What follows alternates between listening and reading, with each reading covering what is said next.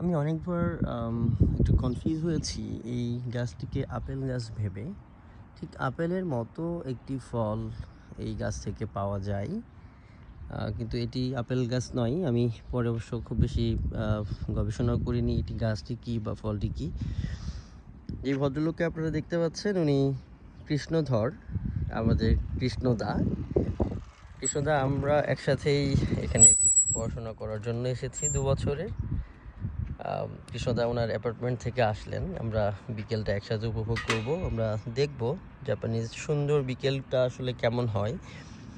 আমরা অনেক বেশি উপভোগ করি, বিশেষ করে এখানকার যে ধান ক্ষেত, ট্রেডিশনাল বাড়ি, দূর পাহাড় এবং সুন্দর বাতাস। হিমেল বাতাস বলতে যা বোঝায় তার আসলে সবটাই জাপানে আসলে বোঝা যায়।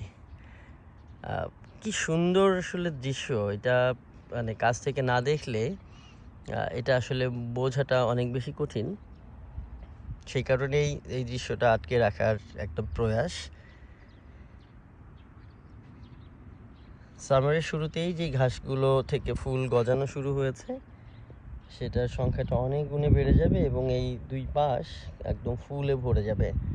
যারা জাপানে থেকেছেন তারা জানেন যে কি পরিমাণ ফুল বা ফুলের চাদরে এই ধান ক্ষেতগুলো বা জমির আলগুলো ঢেকে যায়।